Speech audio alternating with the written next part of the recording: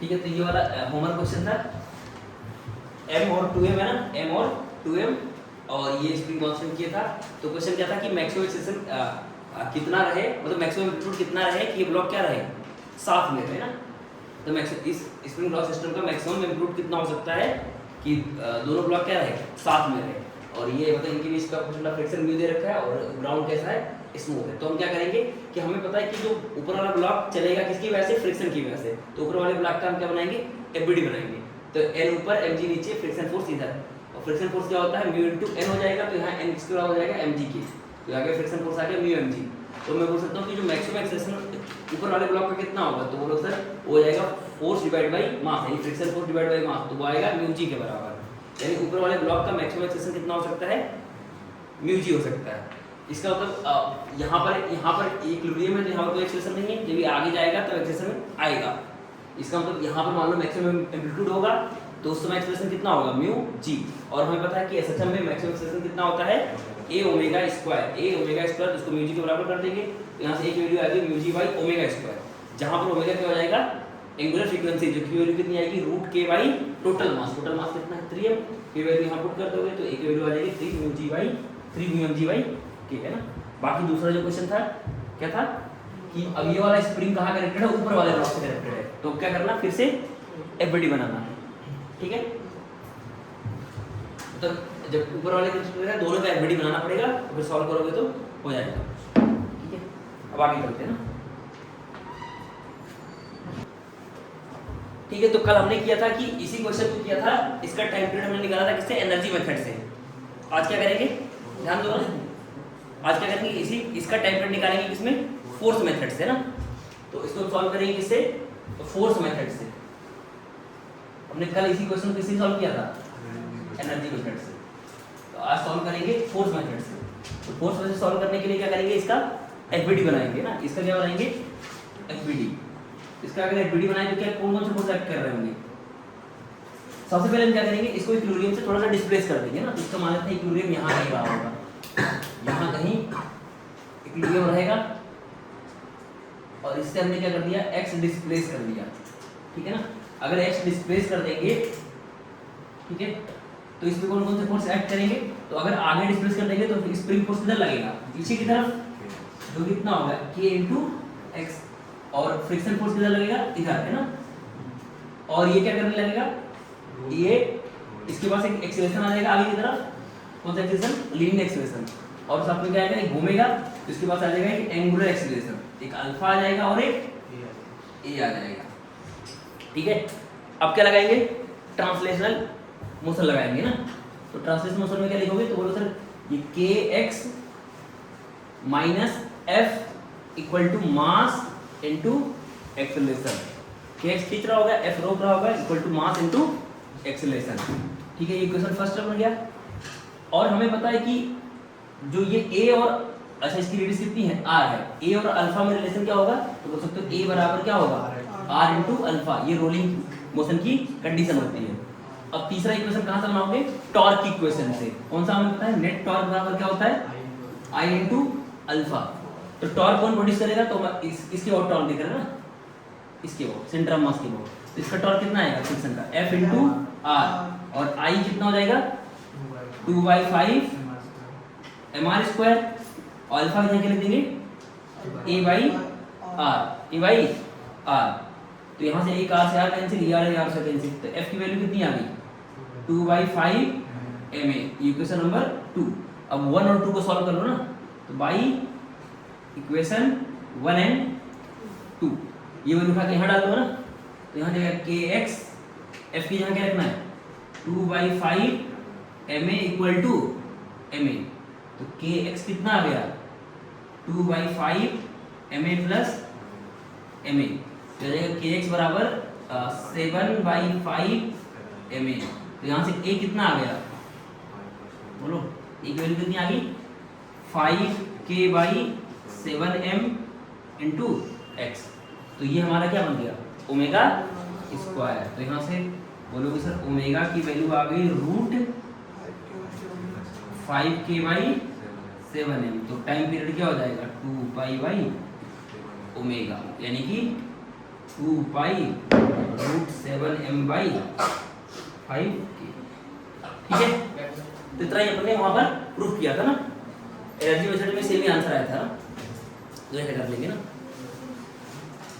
है ना, डिस्प्लेस करेंगे, ठीक है। तो ये क्वेश्चन है तुम्हारा पुली ब्लॉक है ना, पुली ब्लॉक और स्प्रिंग जिसमें पुली का कुछ मास है, पुली का कुछ मास है और यहाँ पर ये रफ है, तो ये क्या करेगा, ये घूमेगा, ठीक है ना, स्लिप नहीं करेगा, क्योंकि इसके बीच का क्वेश्चन ऑफ फ्रिक्शन दे रखा है। और डिस्क मतलब पुली जो है वो डिस्क शेप का है, तो डिस्क मान सकते हैं, उसका मास m है, रेडियस r है। तो हमें बताना है इसका क्या बताना है, टाइम पीरियड ऑफ ऑसिलेशन। तो सबसे पहले हम क्या करेंगे कि यहाँ टेंशन कुछ मान लेंगे कि जब भी रफ सरफेस होती है, मतलब पुली का मास होता है, तो यहाँ टेंशन हम क्या मानते हैं, अलग अलग मानते हैं ना, क्या मानते हैं, अलग अलग टेंशन मानते हैं। हमने मान लिया T1 और यहाँ मान लिया T2। अगर मान लो स्टार्टिंग की बात करूँ ना, तो बोलोगे सर ये स्प्रिंग थोड़ा सा खींचा रहेगा, कितना खींचा रहेगा, तो मान लेते हैं x0, तो स्प्रिंग फोर्स कितना आ जाएगा, kx0, तो T2 किसके बराबर हो जाएगा, kx0 के। अच्छा T1 किसके बराबर हो जाएगा, mg के। अच्छा स्टार्टिंग में कोई भी ये घूम नहीं रहा होगा, कोई भी अल्फा नहीं होगा, मतलब स्टार्टिंग कंडीशन में अल्फा की वैल्यू क्या होगी, 0। अगर अल्फा की वैल्यू 0 होगी तो मतलब इसकी वजह से जो टॉर्क आएगा, उसकी वजह से जो टॉर्क आएगा, वो दोनों क्या होंगे, बराबर होंगे। तो यहाँ से मैं बोल सकता हूँ T1 बराबर T2 बराबर kx0 बराबर mg, ये स्टार्टिंग में होगा। अब हम क्या करेंगे, अब इसको क्या करेंगे, x क्या करेंगे, डिस्प्लेस करेंगे। तो मान लेते हैं x को x डिस्प्लेस करते हैं ना, x क्या करते हैं, इक्विलिब्रियम से डिस्प्लेस करते हैं, ये हमारा इक्विलिब्रियम था, इक्विलिब्रियम से x डिस्प्लेस करेंगे ब्लॉक को, तो क्या हो जाएगा, तो बोले इसके पास वेलोसिटी आ जाएगी। ये इक्विलिब्रियम था, मतलब यही क्या था, मीन पोजीशन था, यही क्या था, मीन था। अब इसके पास क्या आ जाएगी, कुछ वेलोसिटी आ जाएगी, ठीक है ना। अब हम क्या लिखेंगे, एनर्जी का इक्वेशन लिखेंगे, एनर्जी का इक्वेशन, ठीक है ना, एनर्जी का इक्वेशन। अच्छा ये पुली भी क्या होगा, ओमेगा से घूमने लगेगा, अल्फा कुछ है लेकिन ओमेगा से भी क्या होगा, ये साथ साथ में ये ओमेगा से किसी जनरल टाइम पर क्या होगा, ओमेगा से घूम रहा होगा। तो एनर्जी क्या क्या लिखेंगे, बोलो जल्दी से, क्या क्या एनर्जी होगा, तो इस ब्लॉक का काइनेटिक एनर्जी, बोलो इस ब्लॉक का काइनेटिक एनर्जी कितनी होगी, ½ mv²। और क्या हो जाएगा, स्प्रिंग की पोटेंशियल एनर्जी कितनी जाएगी, ½ k, पहले कितना खींचा था x0, अब कितना खींच जाएगा x, तो आ जाएगा कितना x0 प्लस x का होल स्क्वायर। और बताओ, और ये ब्लॉक कितना नीचे आया x, तो ब्लड से पोटेंशियल एनर्जी कितनी आएगी mg(x), कितना आया mg(x), और कुछ, और ये है ना इसका कितना आएगा, ½ I ओमेगा², कितना आएगा, बोलो ½ I ओमेगा² इक्वल टू E। अब क्या कर दो, इसको डिफरेंशिएट कर दो, करो डिफरेंशिएट जल्दी से, क्या करो, x के रिस्पेक्ट टू डिफरेंशिएट करो ना, differentiate with respect to x कर दो। अच्छा एक चीज और ना, कि ये जो ओमेगा है इसकी जगह हम क्या ले देंगे, हाँ क्योंकि b बराबर r ओमेगा तो ट्रू होगा ना, तो ओमेगा की जगह क्या लिख देंगे, v/r, है ना। तो यहाँ लिख दो ना, यहाँ लिख दोगे। और अगर जैसे मान लो रिंग है, डिस्क है सॉरी ना, तो डिस्क यहाँ mr²/2 लिख सकते हैं। पर एक टर्म को जनरल सॉल्व करो ना, बाद में चाहे डिस्क होगा या स्फीयर होगा, जो भी होगा उसके अकॉर्डिंग हम क्या करेंगे, आई की वैल्यू रिप्लेस कर देंगे। तो क्या करो, इसको जनरल सॉल्व करो ना, आई को आई मान के करो।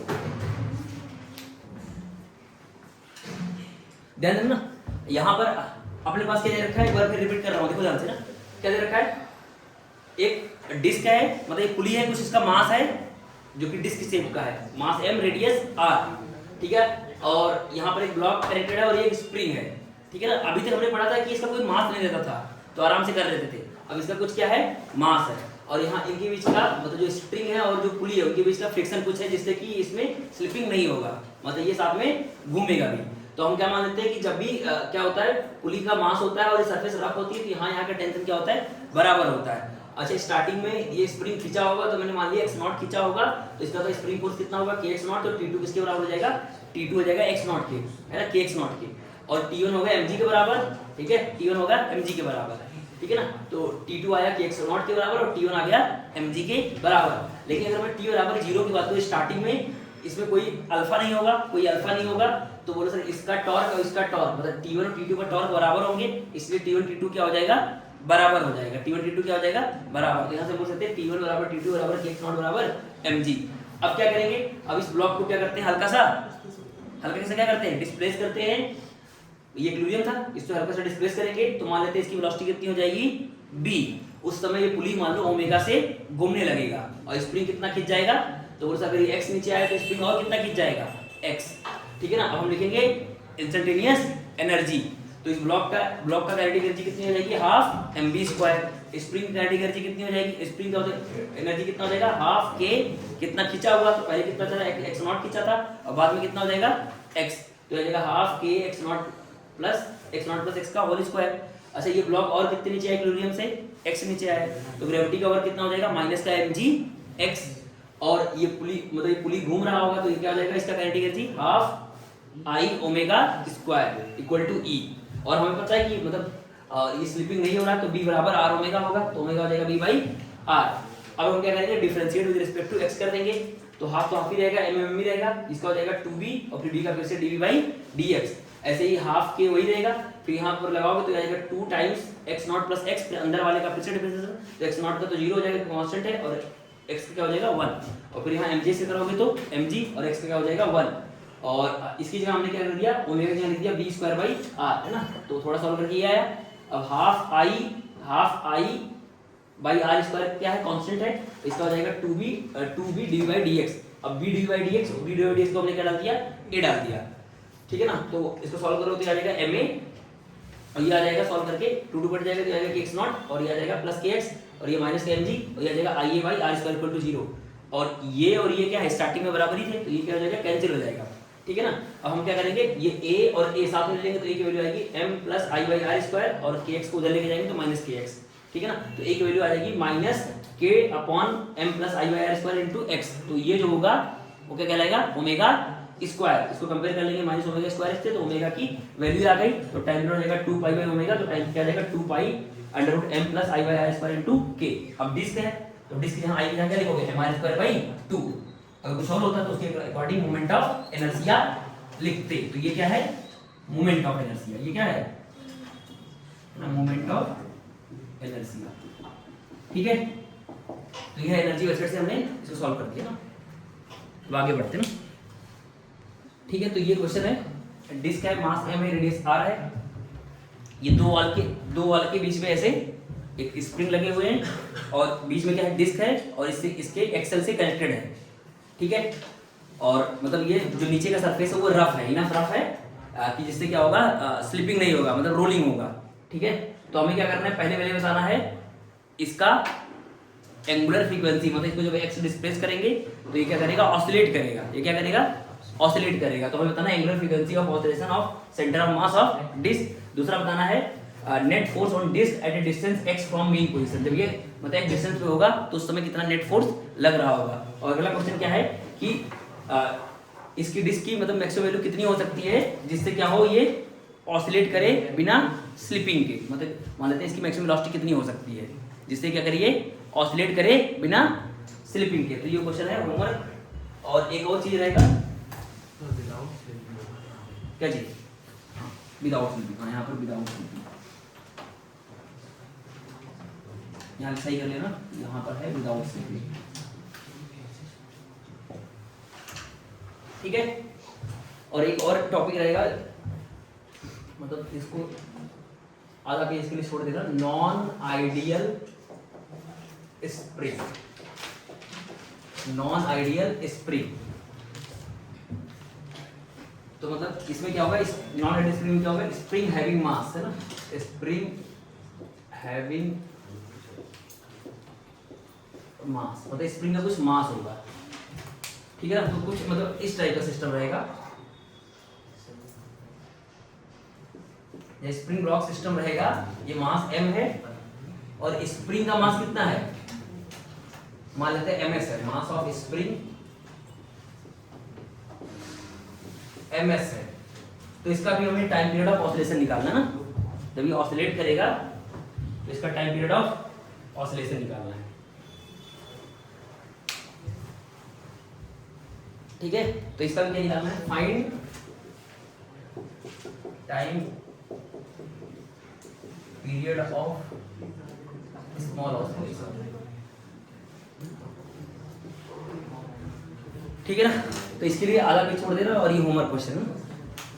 मतलब नीट के लिए तो ये ऑप्शन कि आउट ऑफ सिलेबस ये मतलब मत करो, और ये तुम लोग करके आना सब लोग प्रूव करके आना कि नॉन आइडियल स्प्रिंग में T बराबर 2 pi under root m plus ms by 3 by k आता है। मतलब यहाँ पर हम क्या मान सकते हैं कि जो ये स्प्रिंग का मास है ना, हम मान सकते हैं कि हम ऐसा मान सकते हैं, मतलब ये आएगा एनालॉजी, ध्यान देना कि ये स्प्रिंग है, इसको मासलेस मान लेंगे और मान लेंगे कि जो ये स्प्रिंग का मास है यहाँ पर एक्चुअली में ms बाई 3 यहाँ मास है, ऐसा मान सकते हैं ना ये चीज। तो ये प्रूव करके आ रहा है ना, समझ रहा है? मतलब हमें क्या प्रूव कर रहे हैं कि जो स्प्रिंग है ये आइडियल स्प्रिंग बन गया, ठीक है ना। और जो ये मास है तुम्हारा m है और स्प्रिंग का मास यहाँ पर हम क्या मान लेंगे ms बाई 3, ये एक्स्ट्रा मास और ब्लॉक का मान लेंगे ms बाई 3। तो जिसका टाइम पीरियड आएगा वही इसका भी आना चाहिए, तो ये आना चाहिए, ठीक है।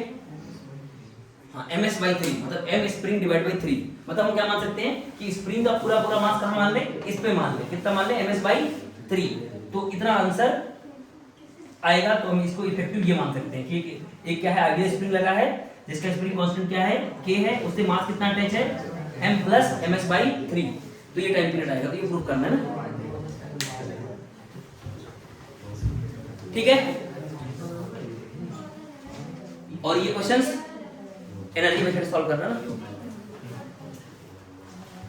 तो अब नेक्स्ट डालो एंगुलर एसएचएम है ना, नेक्स्ट डालो सब लोग एंगुलर एसएचएम, ठीक है ना। तो एंगुलर सिस्टम में हम दोनों का कंपैरिजन करेंगे, linear system versus angular system. तो नेट फोर्स लीनियर सिस्टम में कितना आता है माइनस kx फॉर्म का।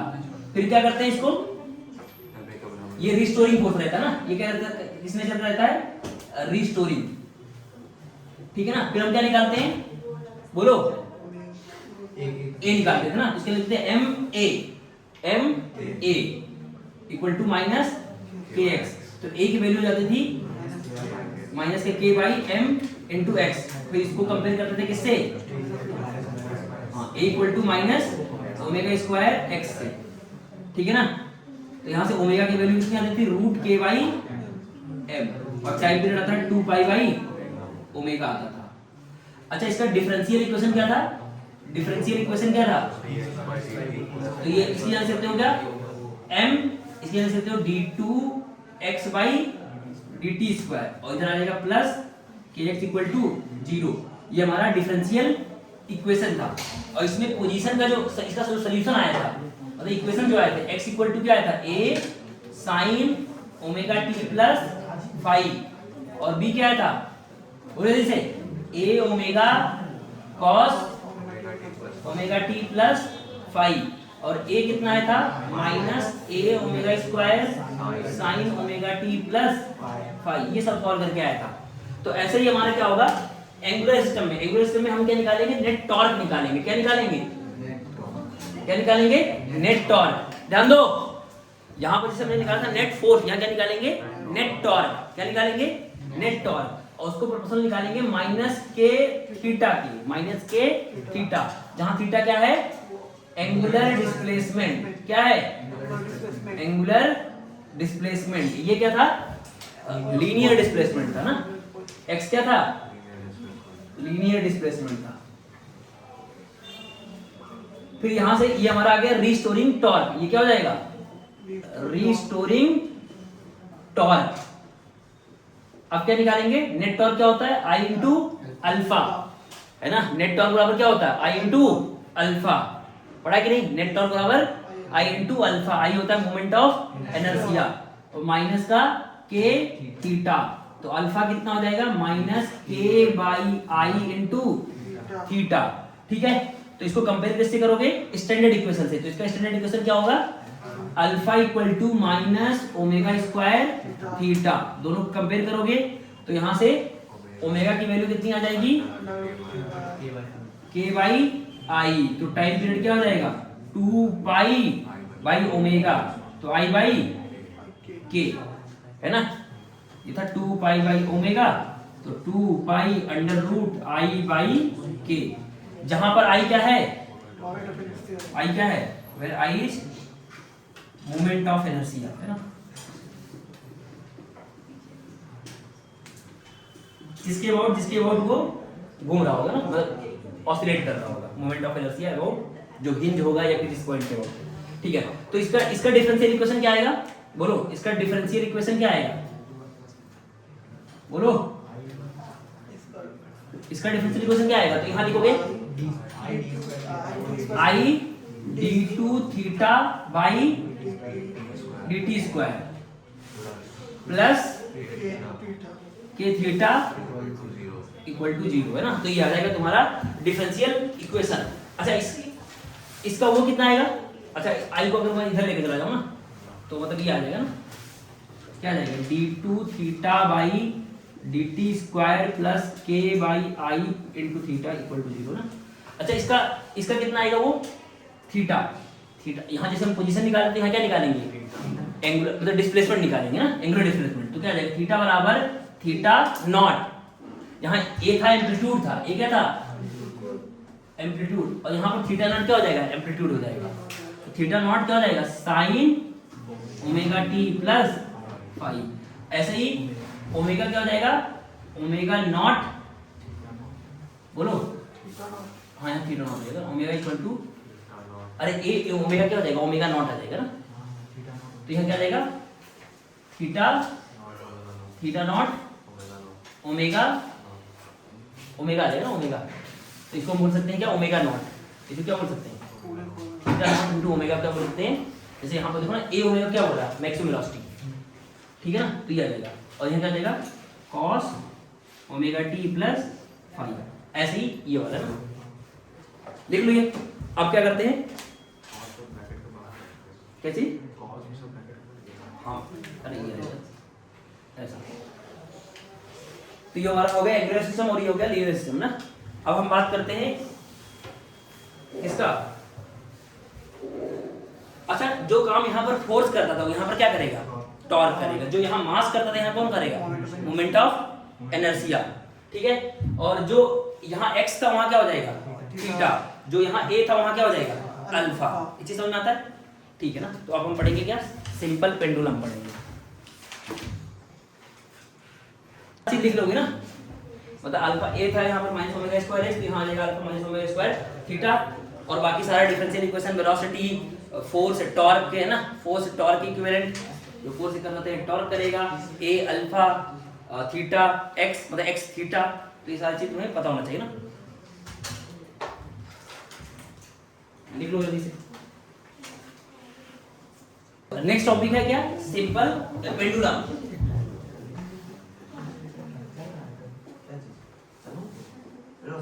क्या है ना सिंपल पेंडुलम, ठीक है। तो सिंपल पेंडुलम क्या है कि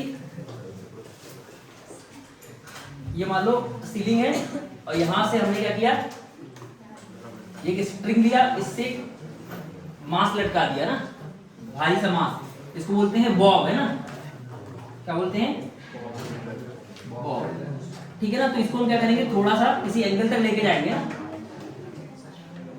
ऐसे,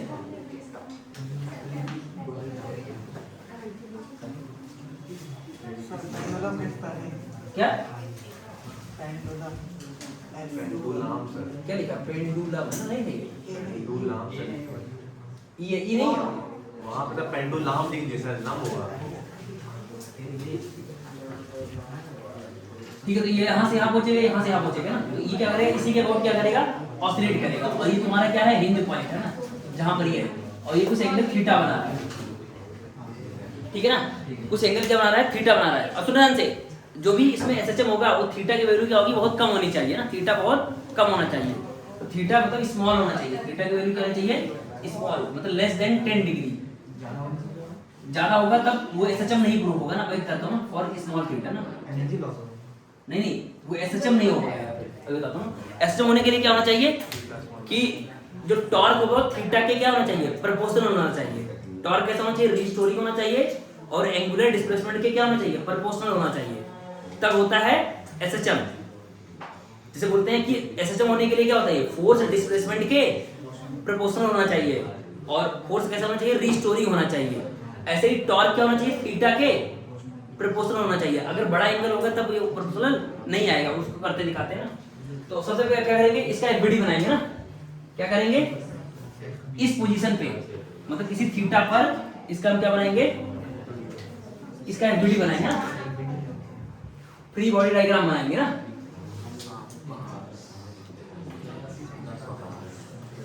अब ध्यान दो ना, ये मान लो यहां पर आ गया ना, ये कुछ एंगल थीटा है, और अच्छा ये स्ट्रिंग की लेंथ कितनी है, एल है। तो ये स्ट्रिंग की लेंथ कितनी है, एल है। ध्यान दो, स्ट्रिंग की लेंथ कितनी है, एल है, और ये बॉब का मास एम है। तो इस पे हम फोर्सेस दिखाएंगे, तो इधर कौन सा फोर्स लगेगा, mg, और इधर कौन लगेगा, टेंशन। अब क्या करते हैं, टॉर्क लिखते हैं ना, इस हिंज पॉइंट के अबाउट क्या लिखते हैं, टॉर्क लिखते हैं ना। तो टॉर्क कैसे लिखोगे, तो बोलो ध्यान से ना, इसके इस लाइन को ऐसे आगे बढ़ा लो, तो ये थीटा हो जाएगा। बोलो, टॉर्क निकलने के बहुत सारे तरीके हैं, पर क्या करते हैं, फोर्स की कंपोनेंट कर लेते हैं ना। तो यहाँ क्या आ जाएगा, mg cos थीटा, इधर क्या आ जाएगा, mg sin थीटा। तो बताओ टॉर्क में कौन कंट्रीब्यूट करेगा, ये वाला है ना। तो यहाँ पर हिंज कर दो, तो ये खींचोगे तो यही तो घुमाएगा। तो नेट टॉर्क अबाउट हिंज कितना आएगा, है ना, नेट टॉर्क अबाउट हिंज क्या होगा, बोलो कितना आएगा, mg sin थीटा इंटू ये परपेंडिकुलर दूरी इंटू एल। ठीक है ना, ये क्या आ गया, टॉर्क आ गया। अच्छा तुमने क्या किया था, ये इसका पोजीशन पहले ये था, है ना, और तुमने इसको यहां से यहां ले गए, तो ये टॉर्क क्या कर रहा है, वापस उसी पोजीशन में लेके आ रहा है। सुना ध्यान से एक बार, तुमने क्या किया, ये पेंडुलम को क्या किया, हल्का सा थीटा एंगल पे लाके यहां पर रखा, तो टॉर्क इधर लगा, तो मतलब mg इधर लगा, टेंशन इधर लगा, तो mg का एक कंपोनेंट इधर आ गया, mg cos थीटा, इधर आ गया mg sin थीटा। तो mg sin थीटा क्या करेगा, वापस उसी पोजीशन में लाने का ट्राई करेगा। समझ में आ रहा है, मतलब ये mg sin थीटा का जो टॉर्क होगा वापस इक्विलिब्रियम पोजीशन में लाने का ट्राई करेगा। तो ये कौन सा पोजीशन है, इक्विलिब्रियम पोजीशन है। ये कौन सा पोजीशन है, ये इक्विलिब्रियम पोजीशन है। तो इक्विलिब्रियम पोजीशन में लाने का ट्राई करेगा। तो टॉर्क कितना आएगा, mg sin theta into l। ठीक है, अब देखो जो यहाँ पर दिख रहा होगा कि जो टॉर्क है वो थीटा के प्रोपोर्शनल नहीं है, तो हम बोल सकते हैं for small theta, for small theta, और स्मॉल थीटा क्या होता है, साइन थीटा की वैल्यू क्या आ जाती है, थीटा के बराबर आ जाती है। तो यहाँ से टॉर्क क्या आ जाएगा, हाँ क्या आ जाएगा, mgl थीटा। और ये कैसा है, रिस्टोरिंग है, तो यहाँ पर क्या लगा सकते हैं, माइनस, है ना। ये कैसा टॉर्क था, रिस्टोरिंग टॉर्क। कैसा था, रिस्टोरिंग टॉर्क। ठीक है ना, तो और इसलिए लिखा है एंगल छोटा होना चाहिए ना, तो छोटे एंगल के लिए क्या हो जाएगा, mgl थीटा। अब बोलेंगे ये SHM हो गया। अब क्या हो गया, अभी SHM नहीं था, अभी ये क्या था, सिर्फ ऑसिलेटरी मोशन था, बट SHM नहीं था। अब ये क्या हो गया, ये हो गया SHM हो गया। ये क्या हो गया, SHM हो गया। यहाँ पर क्या था, SHM नहीं था, क्या था, ऑसिलेटरी था बट नॉट SHM। अब क्या करोगे, इसके यहाँ क्या लिखोगे, I इंटू अल्फा। I किसके अबाउट, हिंज के अबाउट। I किसके अबाउट, हिंज के अबाउट। ध्यान दो, अरे जिसके अबाउट ये घूम रहा है, बातें नहीं करो, जिसके अबाउट ये घूम रहा होगा उसके अबाउट मोमेंट हमारे से लिखते हैं। तो इसके अबाउट ये क्या कर रहा है, ऑसिलेट कर रहा है, तो हिंज के अबाउट क्या लिखेंगे, टॉर्क इंटू अल्फा, और यहाँ क्या जाएगा, माइनस mgl इंटू थीटा। तो अल्फा की वैल्यू कितनी आ गई, minus mgl by I hinge into theta. ठीक है ना। अब इसको कंपेयर कर लो कि ये मान लो फर्स्ट, इसको कंपेयर कर लो किससे, माइनस ओमेगा स्क्वायर थीटा से। तो यहाँ से ओमेगा की वैल्यू कितनी आ गई, under root mgl by I hinge, है ना। तो यहाँ से टाइम पीरियड क्या रहेगा, टाइम पीरियड t कितना होता है, 2 पाई बाई ओमेगा। तो कितना आ गया time period, 2 pi under root, बोलो आई एच बाई mgl, ये आ गया। अब अगर आई एच की वैल्यू कितनी हो जाएगी, तो बोलो सर अगर ये मान लो मासलेस है, तो ये कितनी दूरी पे है, l दूरी पे है, तो मोमेंट ऑफ इनर्शिया कितना हो जाएगा हिंज का, तो आई एच की वैल्यू कितनी हो जाएगी, ml स्क्वायर। कितना हो जाएगा, ml स्क्वायर। ध्यान देना ना, क्योंकि ये इसके अबाउट घूम रहा है और ये वहां से कितनी दूरी पे है, l दूरी पे, तो मोमेंट ऑफ इनर्शिया कितना हो जाएगा, ml स्क्वायर। तो यहाँ से टाइम पीरियड क्या हो जाएगा, 2 पाई आई एच की जगह लिखना ml स्क्वायर अपॉन mgl। तो m से m मर जाएगा, n से l मर जाएगा, तो जो हमने रखते हैं कि टाइम पीरियड कितना हो जाएगा 2 pi under root l by g. तो ये हमारा क्या हो गया टाइम पीरियड है ना। तो इसको याद रखना है ना कि सिंपल पेंडुलम के लिए टाइम पीरियड का फॉर्मूला क्या होता है 2 pi under root l by g. ठीक है, अब ना एक क्वेश्चन है, ये एक सिंपल पेंडुलम है जो कि इसका जो पीक एंगल है वो कितना है 4 डिग्री। अब यहाँ से ये आएगा ना, यहाँ से, ठीक है, यहाँ से इसको मैंने छोड़ा है कि t बराबर 0 है, तो ये आते आते यहाँ आ गया, मतलब ये पूरा जाएगा फिर से 4 तक जाएगा ऐसे, ठीक है, लेकिन ये आया सिर्फ यहाँ तक आ पाया, और यहाँ से यहाँ तक गया सिर्फ 2 डिग्री, ठीक है, कितना गया 2 डिग्री, मतलब यहाँ से हमने छोड़ा तो यहाँ से वापस ये यहाँ तक आया ऐसे, ठीक है ना। मान लेते हैं ये वाला पोजीशन है P पोजीशन और ये वाला है Q पोजीशन, तो हमें बताना है P से Q आने में कितना समय लगेगा, P से Q आने में कितना समय लगेगा। तो क्वेश्चन है find time taken by simple pendulum SP है ना फ्रॉम P टू Q, मतलब P से Q आने में कितना समय लगेगा, बताओ जल्दी से, P से Q आने में कितना समय लगेगा।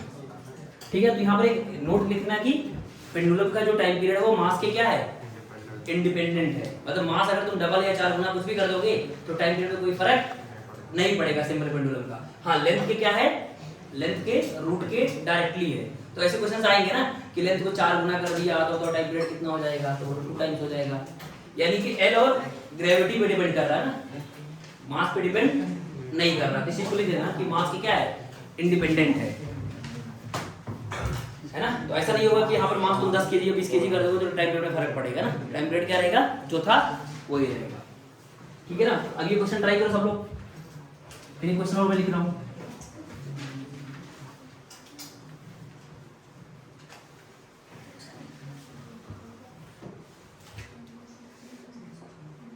करो ट्राई जल्दी से सब लोग। अभी क्वेश्चन है ये कि एक सिंपल पेंडुलम था, यहाँ पर एक कीली लगी हुई है ना, यहाँ पर ये L लेंथ है, ये अपने एक्सट्रीम पे था, मास M है, ठीक है ना, और यहाँ पर एक नेल लगा है ना, नेल, यहाँ से यहाँ तक की दूरी है 3L/4 और यहाँ एक नेल लगा है और ये अपने मतलब एक्सट्रीम पे है, यहाँ से मैंने छोड़ दिया, ठीक है ना, ये अपने एक्सट्रीम पे मतलब थीटा नॉट ई मैक्सिमम है। तो क्वेश्चन है find time period of oscillation, find time period of oscillation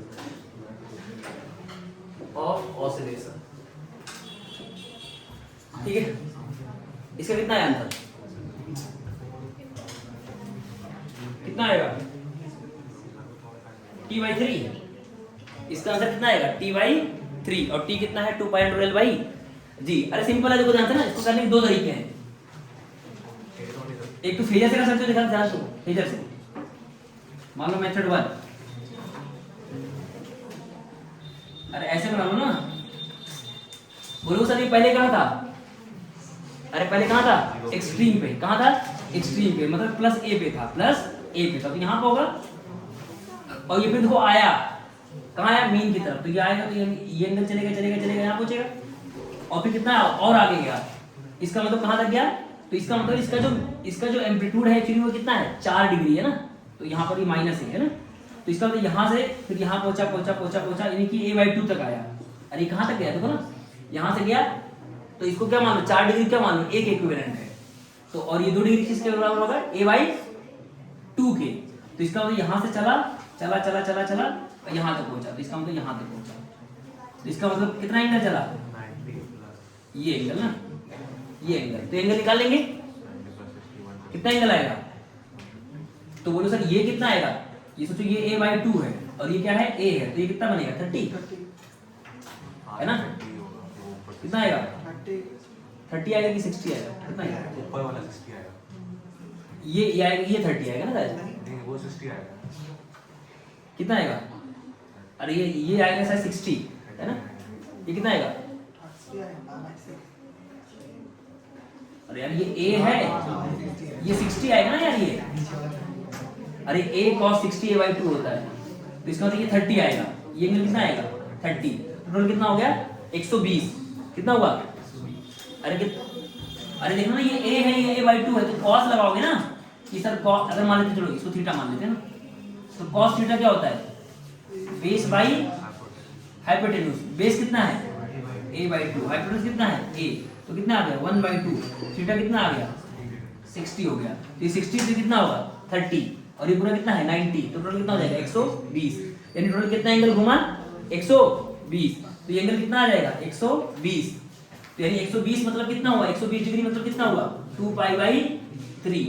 तो इसको लिख सकते हैं थीटा बराबर क्या लिख सकते हैं? Omega into T. और यहाँ पर 2π/3, और ओमेगा कितना होता है?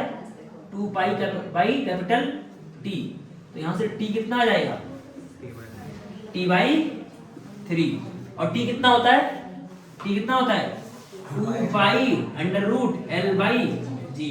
तो ये अपना आंसर हो जाएगा। इसी का एक और मेथड है शॉर्टकट, ध्यान से ना। तो ये अगर रखो ना कि सर हम यहाँ पे थे और हम कहाँ जा रहे हैं? मतलब -A/2 पे जा रहे हैं, तो सर यहाँ से यहाँ तक का समय तो t/4 होता है। अरे बोलो, यहाँ से यहाँ तक का समय कितना होता है? यहाँ से यहाँ तक का जाने का t/4, और यहाँ से यहाँ तक के जाने का समय कितना होता है?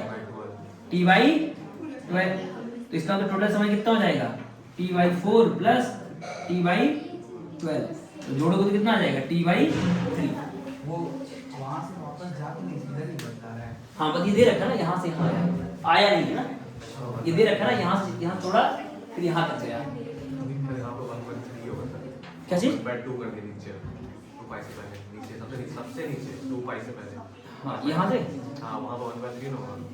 अच्छा यहाँ 1/3 है ना? हाँ ठीक है, t/3 था ना। तो ये आ गया, और यहाँ से भी निकालो तो सेम ही चीज आएगा ना। तो यहाँ से टाइम कितना आ जाएगा? वही सेम चीज ना, 1/3, और t है 2π, फिर 1/2 लिखिए। 1/3 2π√L/g। ठीक है ना? तो चाहे तुम फेजर से करो, अरे बातें नहीं करो यार, हमसे बातें करते रहते हो, ठीक है ना? तो यहाँ से चाहे फेजर से करो, चाहे नॉर्मल तरीके से कि चल यहाँ से एक्सट्रीम से चला तो मीन गया, मीन से कहाँ गया? A/2 तक गया। तो यहाँ से यहाँ तक का t/4, फिर t/12। तो t/4 प्लस t/12 t/3 हो जाएगा, और t हमें पता है 2π√L/g। या फिर दूसरे तरीके से फेजर से भी कर सकते हो ना, कि यहाँ से चला, अब मान लो इधर आएगा तो ये यहाँ से यहाँ आएगा, फिर यहाँ से यहाँ आया तो यहाँ से यहाँ आया, तो एंगल कितना आ गया? 120, यानी कि 2π/3। तो 2π/3 क्या लिखेंगे? ओमेगा इंटू टाइम, और ओमेगा होता है 2π/t, तो t आ जाएगा, है ना? तो फेजर भी कर सकते हो, नॉर्मल अगर याद है तुम्हें रिजल्ट तो उससे भी कर सकते हो। ठीक है, अब ये वाला देखो ध्यान से ना, एक बार देखो ये वाला फटाफट सब लोग। ये वाला क्या है? एक बार देखो सब लोग, ये वाला क्या है कि यहाँ से जब मैं इसको छोड़ूंगा तो क्या होगा? जैसे यहाँ से यहाँ पहुंचेगा इस नेल तक, तो यहाँ फंस जाएगा, तो फिर ऐसे ऑसिलेट करेगा। समझ में आ रहा है?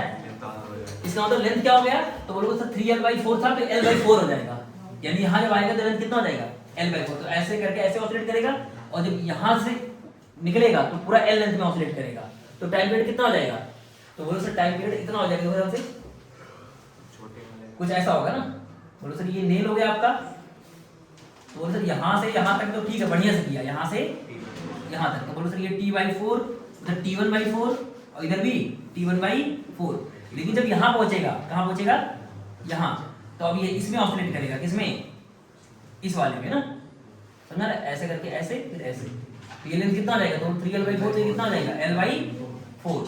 तो इसमें ऑसिलेट करेगा, समझे? तो इसका मतलब ये यहाँ से यहाँ गया, और यहाँ से यहाँ आया, तो उसे t2/4 और t2/4, और जाने का यहाँ से यहाँ जाने का t1/4, आने का t1/4, यहाँ से यहाँ जाने का t2/4, और यहाँ से आने का t2/4। तो टाइम पीरियड कितना आएगा टोटल? तो सबको जोड़ दोगे तो आएगा 2 × t1/4 और प्लस 2 × t2/4। तो इसका मतलब कितना आ गया? t1/2। तो t1/2 कितना हो जाएगा? तो तो 1/2 T1 कितना हो जाएगा, तो वो सर L लेंथ के लिए मानेंगे इसको, तो कितना आएगा 2 pi under root L by G, और यहाँ क्या आएगा 1/2 T2 कितना हो जाएगा 2 पाई अंडर रूट L कितना हो जाएगा इसके लिए L/4 और G ये रहेगा, तो ये आ जाएगा आंसर। समझे कि नहीं, मतलब यहाँ से यहाँ तक में पूरा L लेंथ के लिए लगाएंगे, फिर यहाँ से यहाँ तक में लेंथ कितना हो जाएगा L/4, तो इसका मतलब इसके लिए T/2 और इसके लिए भी T/2, तो इसके लिए T कितना होगा 2/L/G और यहाँ हो जाएगा T 2π/L/4 divide by G, ठीक है ना, तो यहाँ T/2 और T/2 यहाँ पर है ना, मतलब यहाँ का T अलग होगा, यहाँ का T अलग होगा, समझ गए, लिख लो, ठीक है ना। तो पेंडुलम का टाइम पीरियड कितना आएगा, बताइए सॉल्व करके कितना आया, सॉल्व करके कितना आएगा 3/4 2π/L/G, मतलब ये सॉल्व करके इतना आना चाहिए ना, 3/4 2π/L/G टोटल है ना, पेंडुलम का टाइम पीरियड है ना, क्या जी, अरे इसको सॉल्व करोगे तो यही आएगा ना 3/4 2π/L/G, अरे यहाँ से बाहर आ जाएगा तो 1/2 कट जाएगा, ठीक है ना।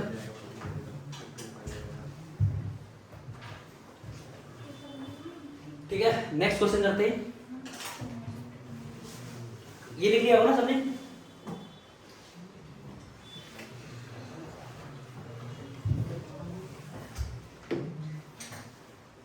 शॉर्टकट भी लिख लिया होगा। तो अगला क्वेश्चन ये है, ये भी बहुत इंपॉर्टेंट है, थ्योरेटिकल क्वेश्चन में आता है ये,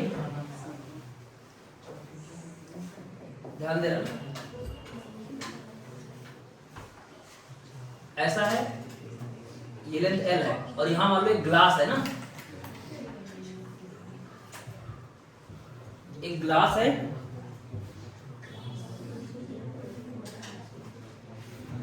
ग्लास स्फीयर है मान लो ना, हॉलो है ना, हॉलो है, इसमें मान लो लिक्विड कोई भरा हुआ है, क्या भरा हुआ है, इसके अंदर कोई लिक्विड भरा हुआ है, क्या भरा हुआ है, कोई लिक्विड भरा हुआ है, ठीक है। तो जैसे मैं बोलूं कि अगर मान लो यहाँ पर मैं होल कर देता हूँ ना, होल, तो क्या होगा, जैसे मान लो यहाँ पर नीचे मैंने क्या कर दिया है, यहाँ हल्का सा क्या कर दिया है, होल कर दिया, तो यहाँ से क्या कर रहा है, ये लीक कर रहा होगा पानी, तो टाइम पीरियड क्या होगा, तो क्वेश्चन है कि टाइम पीरियड में क्या फर्क पड़ेगा ना, अगर मान लो यहाँ पर मैंने होल कर दिया तो टाइम पीरियड में क्या फर्क पड़ेगा, समझ आ रहा है, ध्यान दो ना, अरे समझ आ रहा है कि नहीं, यहाँ पर एक पेंडुलम है जिसका लेंथ L है और नीचे क्या लिखा है, एक ग्लास स्फीयर है, हॉलो है, उसके अंदर लिक्विड भरा हुआ है और नीचे मैं बॉटम में क्या कर देता हूँ, एक होल कर देता हूँ, तो धीरे धीरे क्या होगा, पानी क्या होगा, गिरने लगेगा। अच्छा, स्टार्टिंग में इसका सेंटर ऑफ मास कहाँ होगा, यहाँ होगा ना, बीचों बीच होगा है ना, इसकी ज्योमेट्रिक सेंटर पे होगा, तो ये हमारा क्या हो जाएगा, सेंटर ऑफ मास का लेवल हो गया ना, ये वाला, ये वाली लाइन, ठीक है, यहाँ पर सेंटर ऑफ मास है, ठीक है। अब क्या होगा, जैसे जैसे पानी क्या होगा ना, जैसे जैसे पानी क्या होगा, गिरेगा, निकलेगा, तो लिक्विड का लेवल क्या होगा, ड्रॉप होगा, अगर लिक्विड लेवल ड्रॉप होगा तो सेंटर ऑफ मास किधर जाएगा, हायर मास की तरफ, तो सेंटर ऑफ मास किधर जाएगा, नीचे की तरफ, है ना, सुनना ध्यान से, अरे ये पूरा पूरा पानी भरा हुआ था, तो सेंटर ऑफ मास कहाँ है, बीचों बीच, अब पानी निकलने लगा तो ऊपर से पानी क्या होगा, खाली में स्टार्ट हो जाएगा, तो सोचो इतना हो गया ऐसे, तो पानी का लेवल क्या हो गया, डाउन हो गया, तो सेंटर ऑफ मास किधर होगा, बीच थोड़ी होगा, किधर होगा, थोड़ा नीचे, जिधर ज्यादा क्या होगा, जिधर मास ज्यादा होगा तो उधर आ जाएगा, तो यहाँ पर आ गया, तो L की वैल्यू क्या हो गई, बढ़ गई, मतलब L इफेक्टिव क्या हो गया, बढ़ गया, अगर L इफेक्टिव बढ़ गया तो टाइम पीरियड क्या हो जाएगा, बढ़ जाएगा। अब सुनना, जैसे जैसे मान लो पानी खत्म होता एकदम खत्म हो गया, फिर से सेंटर ऑफ मास किधर भाग जाएगा, वापस सेंटर पे पहुंच जाएगा, इसका तो टाइम पीरियड फिर से क्या हो जाएगा, कम हो जाएगा, तो क्या होगा ओवरऑल, पहले क्या होगा, टाइम पीरियड स्टार्टिंग में बढ़ेगा, फिर बाद में क्या होगा, फिर घट के फिर घटेगा, मतलब सेम हो जाएगा, फिर पहले बढ़ेगा, फिर मतलब घट के फिर सेम हो जाएगा, समझ गए, नहीं आया, अरे सिंपल है, पानी जब भरा था सेंटर ऑफ मास यहाँ था, अब पानी का लेवल कम होगा तो सेंटर ऑफ मास नीचे डाउन होगा, तो ये L की वैल्यू इफेक्टिव क्या हो जाएगी, बढ़ जाएगी, L इफेक्टिव बढ़ जाएगा तो टाइम पीरियड बढ़ जाएगा, लेकिन जैसे जैसे पानी खत्म हो जाएगा तो वैसे वैसे सेंटर ऑफ मास कहाँ आ जाएगा, पहले सेंटर पे आ जाएगा, तो यहाँ सेंटर ऑफ मास कहाँ जाएगा, ऊपर जाएगा, जब पानी पूरा खत्म हो जाएगा तो सेंटर ऑफ मास कहाँ जाएगा, बीचों बीच चला जाएगा, तो इसका मतलब एल इफेक्टिव क्या हो गया, कम हो गया, एल इफेक्टिव कम हो गया तो टाइम पीरियड क्या हो जाएगा, पहले के बराबर आ जाएगा, यानी पहले क्या होगा, बढ़ेगा, फिर बाद में घटेगा। ठीक है, इस चीज को लिख लो, लिख लो कि लिक्विड ड्रॉप, जैसे जैसे लिक्विड ड्रॉप होगा सेंटर ऑफ मास की का लोकेशन क्या होगा, नीचे जाएगा, तो एल इफेक्टिव बढ़ेगा तो टाइम पीरियड बढ़ेगा। जब ग्लास इम्पटी हो जाएगा, ग्लास स्फीयर इम्पटी हो जाएगा, तो सेंटर ऑफ मास ऊपर फिर से खिसक जाएगा, तो एल इफेक्टिव घट जाएगा, तो टाइम पीरियड भी क्या हो जाएगा, घट जाएगा, क्योंकि टाइम पीरियड क्या होता है, लेंथ के स्क्वायर रूट के डायरेक्टली प्रोपोर्शनल होता है ना, समझ गए। टाइम पीरियड क्या होता है, T proportional to root L होता है। तो अगर एल बढ़ेगा तो टी क्या होगा, बढ़ेगा। तो स्टार्टिंग में क्या होगा, सेंटर ऑफ मास नीचे जाएगा, तो एल बढ़ेगा, तो एल बढ़ेगा तो टी बढ़ेगा। लेकिन जैसे जैसे पूरा लिक्विड इम्पटी हो जाएगा, तो फिर से सेंटर ऑफ मास वापस अपनी लोकेशन पहुंच जाएगा, तो इसका सेंटर ऑफ मास ऊपर चला गया, तो एल इफेक्टिव क्या हो गया, घट गया, तो टी भी क्या हो जाएगा, घट जाएगा, और स्टार्टिंग के जो स्टार्टिंग में था उसके बराबर हो जाएगा। ठीक है, आगे चलते ना।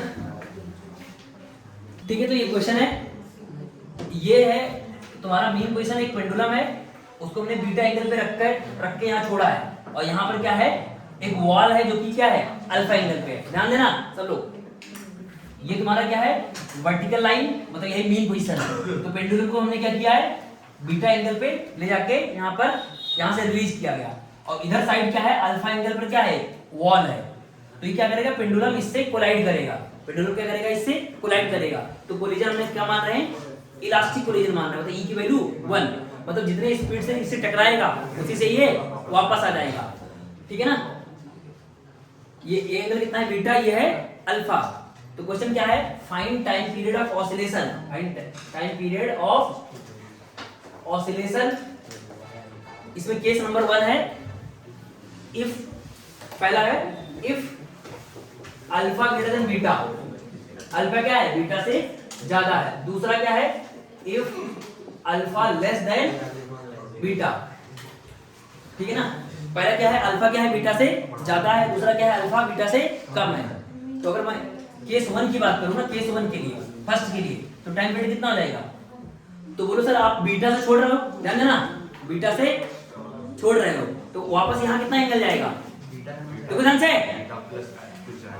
अगर मान लो ये मैंने बीटा से छोड़ा और अल्फा क्या है, ज्यादा है, तो अगर यहाँ से बीटा से छोड़ेंगे तो कितना एंगल वापस इधर जाएगा, बीटा तक। तो बोलो सर ये एंगल ऑलरेडी अल्फा ज्यादा है, तो इसका मतलब आराम से क्या करेगा, ऑसिलेट करेगा, कोई टकराने वाली झंझट नहीं रहेगी। इसका टाइम पीरियड क्या आएगा, 2 पाई × L/G ही रहेगा, क्योंकि इस केस में क्या है, अल्फा क्या है, बीटा से ज्यादा है, तो इसलिए कोलाइड नहीं होगा, तो नो कोलिजन है ना, कोई कोलिजन नहीं होगा, तो टाइम पीरियड में कोई फर्क नहीं पड़ेगा। तो टाइम पीरियड कितना आएगा, सीधा सीधा t बराबर 2 पाई √ L/G हो जाएगा। लेकिन जब क्या होगा, अल्फा की वैल्यू क्या होगी, कम होगी, और बीटा ज्यादा होगा। अगर बीटा ज्यादा होगा तो क्या होगा, अगर बीटा ज्यादा हुआ तो क्या होगा, ये ज्यादा एंगल पे है, तो इसका मतलब वो जाना चाहेगा उधर, लेकिन जा नहीं पाएगा, तो टाइम पीरियड कुछ और आएगा। तो कितना आएगा ये हमें बताना है। ठीक है, तो केस 2 को मैं यहां सॉल्व कर रहा हूं। इस केस में क्या है, कौन ज्यादा है, हाँ बीटा ज्यादा है अल्फा से, तो कोलिजन तो होगा, है ना, तो इसका मतलब कोलिजन होगा, है ना, कोलिजन होगा। ठीक है, अब सुनो ध्यान से, यहाँ पर फिर से मैं डायग्राम बना रहा हूं। ये तुम्हारा वर्टिकल लाइन हो गया, ये यहाँ पे है ना, ये एक्सट्रीम पोजीशन थी, और ये क्या था, मीन, और यहाँ पर वॉल है। अच्छा, वॉल कितना एंगल है, अल्फा के। अब सोचो, सुना ध्यान से, जब ये पेंडुलम यहाँ से यहाँ आएगा तो समय कितना लगेगा, t/4, और जब यहाँ से यहाँ जाएगा तब कितना लगेगा, t/4। तो इसका मतलब t/2 तो पक्का पक्का है, ध्यान देना, यहाँ से यहाँ जब जाएगा तो t/4, जब आएगा तो t/4। ध्यान दो इधर, यहाँ से यहाँ जाएगा तो t/4, यहाँ से यहाँ आएगा तो t/4, तो ये पक्का पक्का है। अब देखो यहाँ से कितना एंगल हो जाएगा, अल्फा, फिर क्या हो जाएगा, टकरा जाएगा, यानी यहाँ से यहाँ तक अल्फा गया, फिर वापस आएगा, यानी कि यहाँ से यहाँ तक का अगर समय मान लेते हैं t है, तो जाने का समय क्या होगा t, तो आने का भी कितना होगा t। ठीक है ना, जितना जाने लगेगा उतने में आने लगेगा, क्यों, क्योंकि जितना स्पीड से ये टकराएगा उतने से वापस आएगा, तो इसका तो जाने का और आने का समय क्या होगा t। तो इसका तो अपना जो रिक्वायर्ड आंसर होगा मतलब जो भी टाइम पीरियड आएगा इसका, मान लेते हैं टाइम पीरियड है ना, मान लेते हैं टाइम टीपी, मान लेते हैं टीपी, तो टीपी कितना हो जाएगा बोलो 2t प्लस t/2 है ना, समझे कि नहीं? तो इसका मतलब मुझे क्या निकालना चाहिए, अब t/2 तो पता ही है, तो अब कैसे निकालेंगे सुना, तो ये निकालने के लिए हम क्या करेंगे कि t निकालने के लिए हम इक्वेशन लगाएंगे। इक्वेशन क्या होता है, थीटा बराबर बोलो theta naught sine omega t plus five, लेकिन हम यहां से देख रहे हैं है ना, यहां से देख रहे हैं क्योंकि यहां से यहां तो हम देख चुके ना, तो इसका मतलब फाइव की वैल्यू क्या हो जाएगी 0, तो यहां से थीटा की वैल्यू कितनी हो जाएगी थीटा नॉट साइन, अच्छा थीटा नॉट यहाँ पर कितना है तो मतलब बीटा है ना, थीटा नॉट कितना है बीटा के बराबर है, और यहाँ क्या हो जाएगा साइन ओमेगा टी। अच्छा ये कितना एंगल हम जा रहे हैं अल्फा एंगल, अरे कितना एंगल जा रहे हैं, तो यहाँ क्या लिखेंगे अल्फा बीटा है ना साइन ओमेगा टी, तो साइन ओमेगा टी की वैल्यू कितनी आ गई अल्फा बाई बीटा, तो ओमेगा टी की वैल्यू कितनी आ गई तो उधर sign inverse alpha by beta, तो यहाँ से टी कितना आ गया तो बोलो sir sign inverse alpha by beta divide by omega, तो बस यहाँ रख दो यहाँ पर, तो जो टाइम पीरियड आ जाएगा डायरेक्ट कितना हो जाएगा 2t, t कितना हो जाएगा sign inverse alpha by beta divide by omega. अच्छा ओमेगा तुम्हें पता ही कितना होता है, कितना होता है, कितना होता है ओमेगा, और ये t/2 है तो t/2 लिख लोगे ना यहाँ पर सब, अरे t है 2 pi under root l by g, और ओमेगा कितना था हो जाएगा तो काट देंगे। हाँ ओमेगा कितना था, ओमेगा IH बाई क्या था हाँ mgl बाई IH, तो ये कितना आया था I बाई क्या आया था क्या क्या था उल्टा करके आया था ना, g/l ही आया वहाँ। हाँ मतलब ओमेगा वैल्यू आएगी कितनी हाँ रूट जी बाई एल आएगा ना, ये अरे ये जो एल बाई जी आएगा तो क्या आ जाएगा रूट जी बाई एल आ जाएगा, तो यहाँ पुट कर देना सब कुछ, ओमेगा रख देना और टी रख देना, तो यहाँ पर आंसर आ जाएगा, समझे कि नहीं? तो यहाँ पर बस लॉजिक यही है कि यहाँ से यहाँ आने में t/4, यहाँ से यहाँ जाने में t/4, और यहाँ से यहाँ जाने में t, तो आने में भी कितना t, तो इसलिए इक्वेशन क्या लिखोगे थीटा बराबर theta naught sine omega t plus five, क्योंकि तुम यहाँ से स्टार्ट कर रहे हो तो ये क्या हो जाएगा 0 हो जाएगा, अब थीटा की जगह क्या लिखेंगे अल्फा, और ये इसका थीटा नॉट कितना है ये बीटा है ना, मतलब ये बीटा दे रखा है, तो थीटा नॉट हो जाएगा बीटा और ये अल्फा, फिर यहाँ से साइन ओमेगा टी आ गया अल्फा बाई बीटा, तो ओमेगा टी आ गया sign inverse alpha by beta T, तो टी की वैल्यू आ गई, तो यहाँ हम दे देंगे यहाँ पर 2t इतना है तो 2t हो जाएगा, और t तुम्हें पता ही होता है, ठीक है ना, समझ गए? तो ये अपना क्या आ गया टाइम पीरियड आ गया,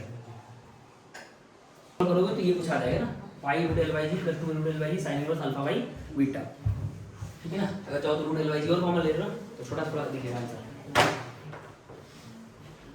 ठीक है ना। अब नेक्स्ट क्वेश्चन क्या करना है, अब हमें पढ़ना है कॉन्सेप्ट ऑफ जी इफेक्टिव, है ना, कॉन्सेप्ट ऑफ जी इफेक्टिव, मतलब हम पेंडुलम को क्या करेंगे लिफ्ट में लेके जाएंगे, फिर अलग अलग जगह लेके जाएंगे, तो हम क्या पढ़ेंगे कॉन्सेप्ट ऑफ जी इफेक्टिव, तो जल्दी लिख लो इसको, जल्दी लिखो फटाफट ना, ठीक है, अगला टॉपिक पढ़ाते हैं, है ना, कॉन्सेप्ट ऑफ जी इफेक्टिव। तो इसमें पहला बात करते हैं केस 1 लिफ्ट का केस, है ना, कि अगर मान लो सिंपल पेंडुलम को किसी लिफ्ट में लेके जाओगे ना तो क्या होगा, तो पहला है लिफ्ट के केस में ना,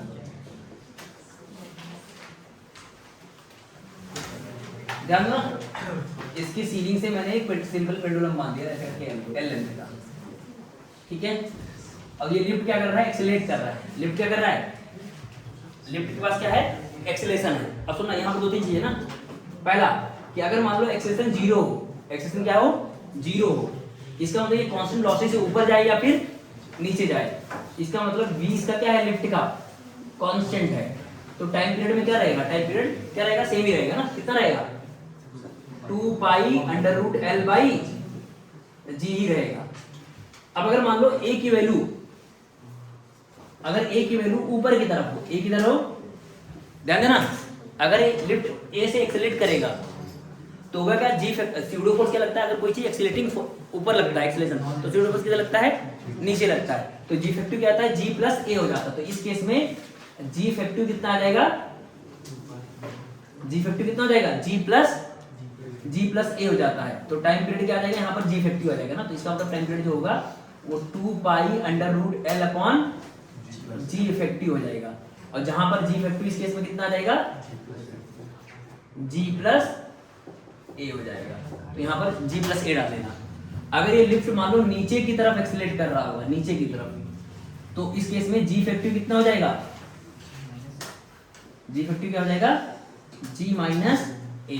तो टाइम पीरियड क्या हो जाएगा, 2 pi under root l upon g minus a. और अगर मान लो ए की वैल्यू जी के बराबर हो गई, अगर ए की वैल्यू क्या हो गई, जी के बराबर हो गई, अगर ए की वैल्यू जी के बराबर हो गई तो क्या हो जाएगा, मतलब नीचे की तरफ है, नीचे की तरफ है, लेकिन ए की वैल्यू क्या हो गई, मतलब ए बराबर जी है और ये नीचे की तरफ है, तो जो टाइम पीरियड हो जाएगा अब सिस्टम नहीं होगा, ये क्या करेगा, फ्री फॉल करेगा ना। तो क्या करेगा, फ्री फॉल करेगा, है ना, नो एसएचएम, कोई एसएचएम नहीं होगा, ठीक है ना। तो ये फ्री फॉल करेगा, यानी कि टाइम पीरियड हम बोल सकते हैं कि इनफाइनाइट हो जाएगा ना, टाइम पीरियड कितना हो जाएगा, इनफाइनाइट हो जाएगा, ठीक है। अगला है कि अगर मान लो, अच्छा अगर यही चीज हम स्प्रिंग ब्लॉक सिस्टम में करें तब क्या आएगा, टाइम पीरियड, यही चीज स्प्रिंग ब्लॉक सिस्टम में करें तो टाइम पीरियड क्या आएगा। तो सर स्प्रिंग ब्लॉक सिस्टम में कांस्टेंट फोर्स पे कोई इफेक्ट नहीं पड़ता, कांस्टेंट फोर्स का कोई इफेक्ट नहीं आता था। तो अगर यही चीज हम स्प्रिंग ब्लॉक सिस्टम बोले कि एक स्प्रिंग ब्लॉक सिस्टम, ध्यान देना, एक स्प्रिंग ब्लॉक सिस्टम है ऐसे, तो टाइम पीरियड क्या आएगा, टाइम पीरियड क्या आएगा, सेम ही आएगा ना, कोई फर्क नहीं पाएगा, 2 pi under root M by K ही होगा। चाहे लिफ्ट ऊपर जाए चाहे नीचे जाए, कुछ भी करे, कांस्टेंट फोर्स का कोई फर्क नहीं पड़ता, क्योंकि इसमें कोई फोर्स, इसमें एम और के पे डिपेंड करता है, मास और स्प्रिंग कांस्टेंट पे डिपेंड करता है और कंस्ट्रेंट पे डिपेंड करता है, बाकी कोई कांस्टेंट फोर्स पे डिपेंड नहीं करेगा। तो इसमें चाहे तुम लिफ्ट में कैसा भी भगाओ, कैसा भी करो, उससे फर्क नहीं पड़ेगा, ठीक है ना। केस नंबर 2, अगला है हॉरिजॉन्टल कार, है ना, हॉरिजॉन्टल कार, या फिर मान लो लिफ्ट हॉरिजॉन्टली मूव कर रही है ना, लिफ्ट क्या कर रही है, ये कार मान लेते हैं ना, ये कार क्या कर रहा है, ऐसे ही मान लेते हैं, एक सिरे से आगे जा रही है और ये पेंडुलम ऐसे है, तो टाइम पीरियड में क्या फर्क पड़ेगा। तो सुनना ध्यान से, ध्यान दो सारे लोग। तो यहाँ पर जी इफेक्टिव क्या हो जाएगा, देखो ई एक्सिस इसका इधर है, तो देखना mg इधर लगेगा, mg इधर लगेगा और स्यूडो फोर्स इधर लगेगा। तो इस केस में जी इफेक्टिव इन दोनों का रिजल्टेंट आएगा। तो इस केस में जी इफेक्टिव कितना हो जाएगा, अंडर रूट जी स्क्वायर प्लस ए स्क्वायर आ जाएगा। देखना जी इधर, एम ए इधर, तो रिजल्टेंट जो आएगा इधर आएगा, नेट है ना, नेट इधर आएगा। तो जी इफेक्टिव क्या हो जाएगा, under root A square plus G square. तो टाइम पीरियड क्या हो जाएगा, टाइम पीरियड क्या हो जाएगा, 2 pi under root L by ji effective, ठीक है। अगला लिख जाना फटाफट, फटाफट लिखो। ये केस नंबर 2 का, केस नंबर 3 करेंगे ना अभी, मतलब 5-6 केस है, ध्यान दो ना। तो जी इफेक्टिव कॉन्सेप्ट में कुछ कुछ चीजें और ये होती है ना, जैसे ये मान लो है केस नंबर 3, ये है तुम्हारा कोई भी कार्ट है, उसके अंदर एक पेंडुलम है जिसकी लेंथ एल है, ठीक है ना, और ये फिक्स है। तो यहाँ आएगा mg cos थीटा, इधर आएगा mg sin थीटा। इस केस में जी इफेक्टिव कितना हो जाएगा, g sin थीटा। तो टाइम पीरियड हो जाएगा 2 pi under root l by ji effective. और जैसे अगला केस है कि अगर मान लो तुम्हारा जो पेंडुलम है किसी मीडियम में आ जाए ना, किसी मीडियम में, अब मान लीजिए जो पेंडुलम है उसका बॉब, जो बॉब है उसका डेंसिटी कितना है, सिग्मा s, और जो लिक्विड जिसमें डूबा हुआ है उसका डेंसिटी कितना है, रो एल। तो इस पे क्या लगता है, बायएंसी फोर्स लगता है। तो उस केस में जी इफेक्टिव आता है g1 minus rho l by sigma s, rho l by 1 minus rho l by sigma s। तो टाइम पीरियड हो जाएगा 2 pi rho l by ji effective, है ना। अगला क्या है कि अगर मान लो एक कार्ट है, कार्ट में पेंडुलम लगा हुआ है और कार्ट क्या कर रहा है, सर्कुलर ट्रैक में r रेडियस के में घूम रहा है और ये 20 स्पीड से घूम रहा है, कितने स्पीड से, 20 स्पीड से घूम रहा है। तो इस केस में सेंट्रीपिटल एक्सेलरेशन इधर लगेगा और जी अंदर की तरफ लगेगा। तो हमारे रिजल्टेंट क्या लिखोगे, अंडर रूट, मान लो सेंट्रीपिटल एक्सेलरेशन को हमने क्या लिख दिया, an लिख लिया, तो an क्या आ जाएगा, v स्क्वायर बाई r। तो जी इफेक्टिव क्या आ जाएगा, under root an square plus g square. क्यों, क्योंकि देखो ना यहाँ पर ऐसा होगा ना कि g अंदर है ना, g अंदर है और an इधर है, g अंदर है an इधर है, तो इधर आएगा ना, तो इन दोनों का रिजल्टेंट तो G50 आ जाएगा an square plus g square. ऐसे ही केस नंबर 6 में कि अगर मान लो एक पेंडुलम है, उसको किसी इलेक्ट्रिक फील्ड में रख दिया और जो पेंडुलम है उसका चार्ज क्या है, q है, मास m है पेंडुलम का जो बॉब है, ठीक है ना। तो mg नीचे इधर लगेगा, इलेक्ट्रिक फील्ड अगर इधर है तो इधर इलेक्ट्रिक फील्ड लगेगा जो कि फोर्स होगा q इनटू इलेक्ट्रिक फील्ड, ठीक है ना। तो इन दोनों का हम क्या करेंगे, अब देखो दो फोर्स इधर लग रहे हैं, इधर लग रहे हैं, इधर लग रहे हैं, तो इसकी वजह से एक्सेशन कितना हो जाएगा QE/m, इसकी वजह से एक्सेशन कितना आएगा g, तो इन दोनों का रिजल्टेंट तो under root g square plus QE/m का होल स्क्वायर। अगर इसी केस में क्या हो जाए कि इलेक्ट्रिक फील्ड क्या हो जाए, नीचे की तरफ हो जाए, ठीक है, नीचे की तरफ हो जाए, तो फोर्स क्या लगेगा, QE नीचे की तरफ लगेगा, फोर्स QE नीचे की तरफ लगेगा, तो एक्सेशन कितना आ जाएगा QE/m प्लस g, तो G50 क्या आ जाएगा QE/m प्लस g। अगर इलेक्ट्रिक फील्ड ऊपर की तरफ हो जाए तो QE ऊपर लगेगा, तो G50 क्या आ जाएगा g माइनस QE/m। लेकिन यहाँ पर क्या लेना है, पॉजिटिव चार्ज, अगर नेगेटिव चार्ज लोगे तो उल्टा हो जाएगा ना, क्योंकि नेगेटिव चार्ज में इलेक्ट्रिक फील्ड के डायरेक्शन के अपोजिट फोर्स लगेगा। जैसे यहाँ नेगेटिव चार्ज होगा तो अगर इलेक्ट्रिक फील्ड नीचे है तो फोर्स ऊपर लगेगा, तो ध्यान रखना यहाँ पर चार्ज क्या है, पॉजिटिव। अगर पॉजिटिव चार्ज रहेगा तो क्या होगा, QE नीचे, अगर इलेक्ट्रिक फील्ड नीचे तो QE नीचे, mg नीचे, तो G50 क्या आ जाएगा g प्लस QE/m। अगर मान लो E ऊपर तो G50 क्या आ जाएगा g माइनस QE/m। अगर इलेक्ट्रिक फील्ड इधर तो इधर आएगा QE, इधर आएगा mg, तो रिजल्टेंट लेना है under root g square plus QE/m का होल स्क्वायर। समझ गए ना। तो आज इतना ही, ठीक है ना। हम नेक्स्ट क्लास में बाकी सारे चीजें करेंगे, अभी एक लेक्चर और लगेगा, उसके बाद हम पढ़ेंगे फोर्स ऑसिलेशन और मतलब फोर्स ऑसिलेशन और तुम्हें डैम्प्ड ऑसिलेशन पढ़ना है ना, फिर टॉपिक खत्म हो जाएगा। अभी कुछ चीजें और बाकी हैं, ठीक है।